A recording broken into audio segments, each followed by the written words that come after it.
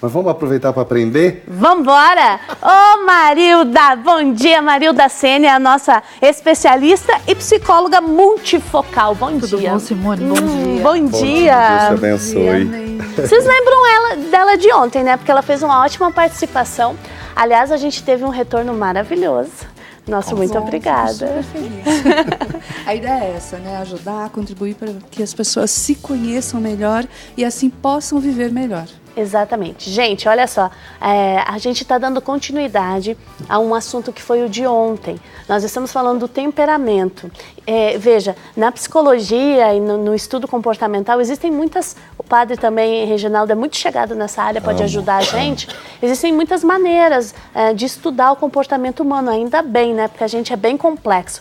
Só que agora a gente está trazendo um jeito. Uma das maneiras. Uma forma, um jeito da gente entender o ser humano. Então ontem a gente falou do sanguíneo e do colérico. E hoje a gente vai falar do melancólico e do fleumático, que são outros dois perfis. Eu acho que é uma boa oportunidade, né, padre? Até para a gente ter uma espiritualidade mais amadurecida, nos conhecendo melhor.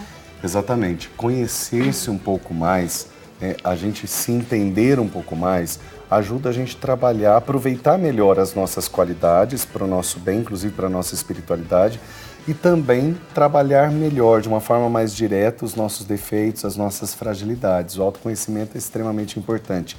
Eu estava partilhando aqui nos bastidores, né? Porque hoje nós vamos descobrir, a Simone fez o teste dela, nós vamos descobrir ainda hoje, né?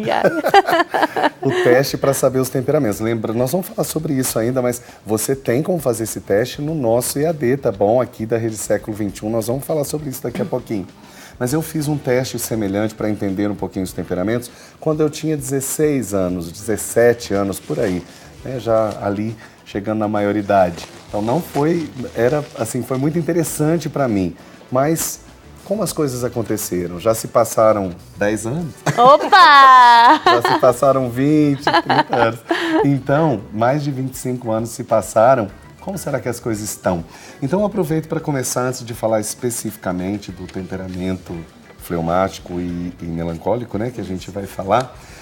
Os temperamentos, a gente pode mudar o temperamento, a gente pode mudar nosso jeito de ser. Como se define isso na psicologia? Os temperamentos são inatos. Isso. Nós nascemos com determinados temperamentos, né? E isso vem da nossa herança genética, psicológica, da nossa linhagem. Mas nós temos vivências, experiências, educação e formação.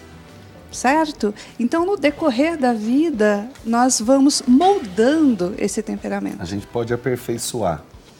O ideal é que nós tenhamos uma porcentagem de cada um. Porque todos os temperamentos têm forças e fraquezas, né? Ameaças e oportunidades. Então, o que nós temos que trabalhar? Para a gente potencializar as forças e neutralizar as fraquezas. Sim. Esse é o grande trabalho do autoconhecimento. Você saber o que você precisa, potencializar, continuar fazendo, né? E neutralizar, que é aqueles hábitos que a gente precisa mudar. Seria um equilíbrio. Perfeito. Tem uma linguagem que a gente fala que assim, a virtude está no meio, né? O virtus in medio, que fala em latim. A virtude está no meio. Quer dizer, o equilíbrio, é bonito entender isso, porque a gente vai ver as porcentagens. Então não tem como a gente dizer fulano é só sanguíneo, né? Existem porcentagens. O ideal é que a gente equilibre essas porcentagens, então. Justamente, padre. O ideal é o equilíbrio, né? A virtude está no equilíbrio. Nem tanto ao mar, nem tanto à terra. E nós precisamos trabalhar para isso. Justo. E a ideia de toda essa visão multifocal da psicologia é trazer essa possibilidade através de ferramentas, né? Para trabalhar o comportamento inteligente. Inteligência é a sua habilidade em fazer escolhas diante de uma situação. Nós aprendemos essa habilidade em diversas áreas e nós precisamos aprender essa habilidade no nosso comportamento. Interessante a sua fala, porque eu penso muito na educação das crianças, jovens e até a nossa, comparando inteligência ou definindo a inteligência quanto a quantas viagens você fez, a quantas escolas boas ou menos boas você estudou, a sua nota lá naquele determinado exercício, e é algo muito restrito, né? Então você vem dizer hoje pra gente, viu? Presta atenção, porque inteligência tem a ver com a qualidade das suas escolhas, porque essas escolhas vão afetar afetar a nossa vida e vão afetar a vida dos outros, né, Marilda? Perfeito, Simone. Colocando aí a questão de ser mãe. Você tem que estar observando sempre, né, o perfil comportamental do teu filho, a idade que ele tem, a formação que ele está tendo na escola, com os amiguinhos, toda a influência que ele está recebendo nesse temperamento que já vem aí da sua família, da família do seu marido, nessa linhagem, e fazer as melhores escolhas nessa formação, nessa educação. Nós, mães, não podemos deixar o papel de educadora. Por isso que estava falando das diferenças, embora exista uma linhagem, cada um é um, por isso que não tem como uma receita de educação para 2 filhos da mesma família, né? Porque eles vão reagir de forma diferente. Você sabe que uma vez, uma fala da minha mãe, né? Ela disse que ela foi se confessar e o padre, e falando, né? Padre, eu trato todos do mesmo jeito. Como é que pode? História de mãe, né?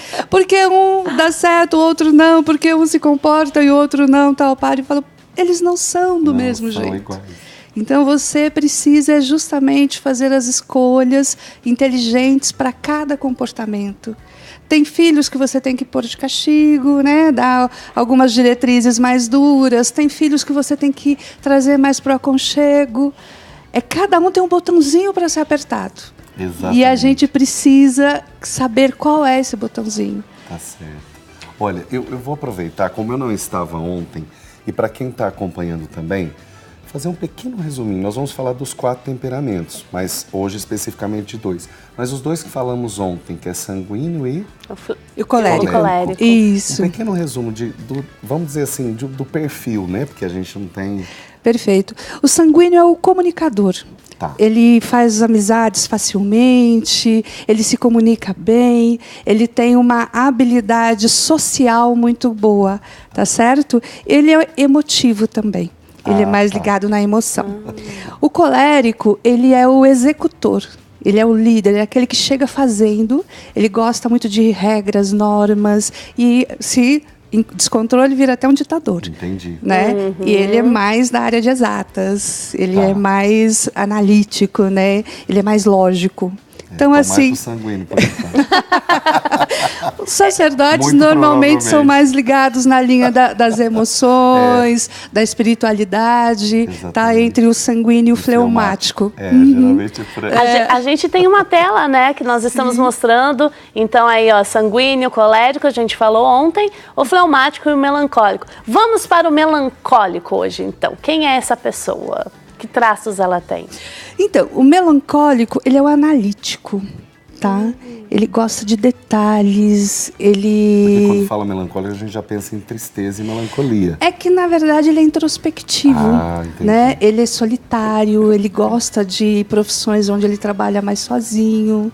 Então, por isso que tem essa ideia, né? Só que ontem ainda falava que o padre também perguntou a respeito disso. Os nomes têm alguma influência?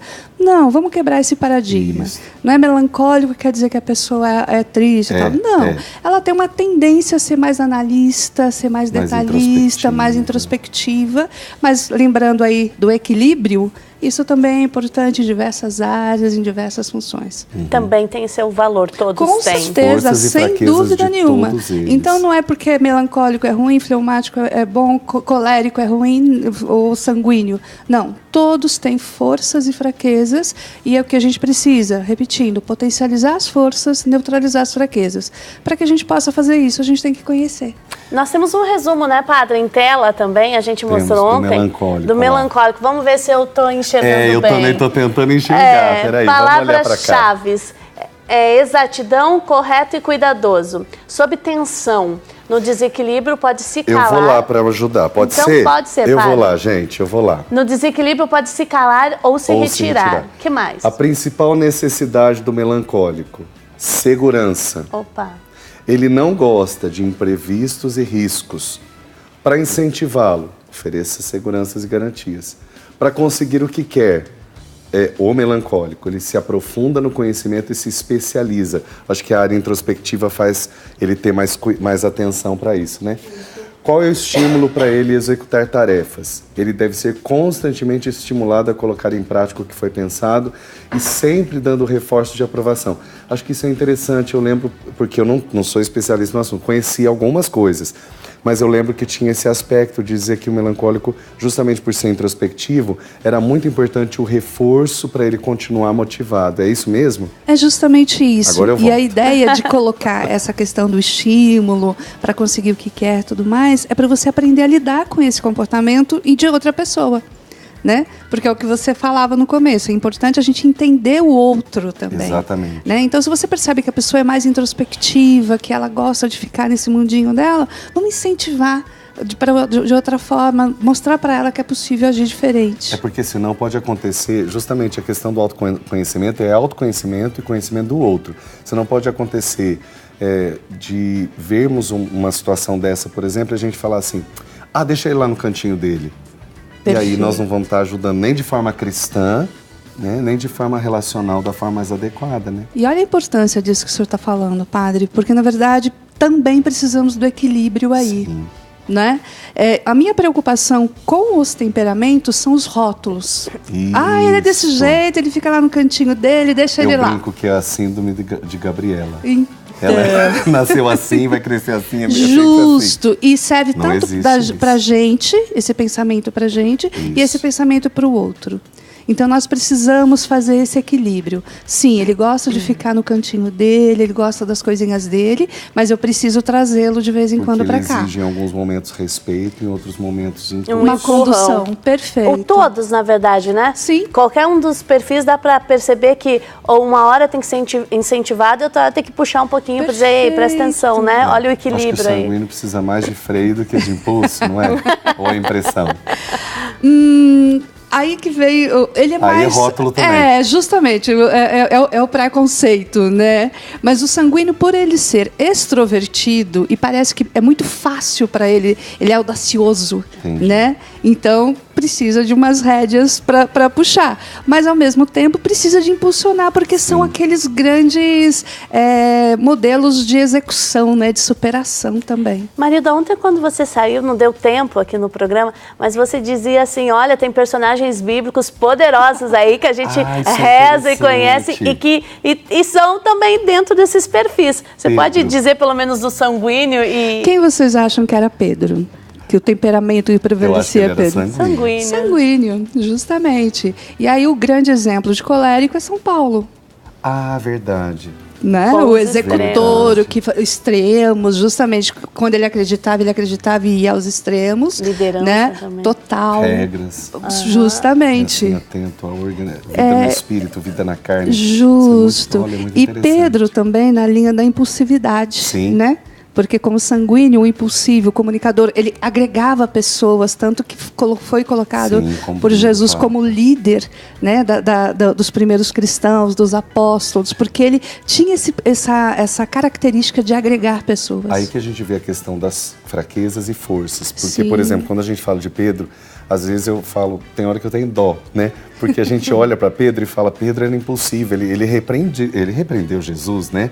Nós vemos na Bíblia ele falando com Jesus, falando, o senhor não pode fazer isso, né? Aí vinha o lado do comunicador, né? Mas, na verdade, ele tomou a iniciativa, em alguns momentos ele tomou, deixa eu ir andar então até o senhor, se for o senhor mesmo. Ele fez algumas coisas que os outros tinham vontade de fazer, mas não fizeram. Audacioso. Tem que pensar nisso também. Justo. Tadinho. Gente, ó, a gente vai pro intervalo, o assunto rende pra caramba. E daqui a pouco a gente vai falar do fleumático. Isso e aí vocês vão saber o que a Simone é, hein? Quais são os meus traços mais predominantes. A diretora disse que mordeu a língua, viu?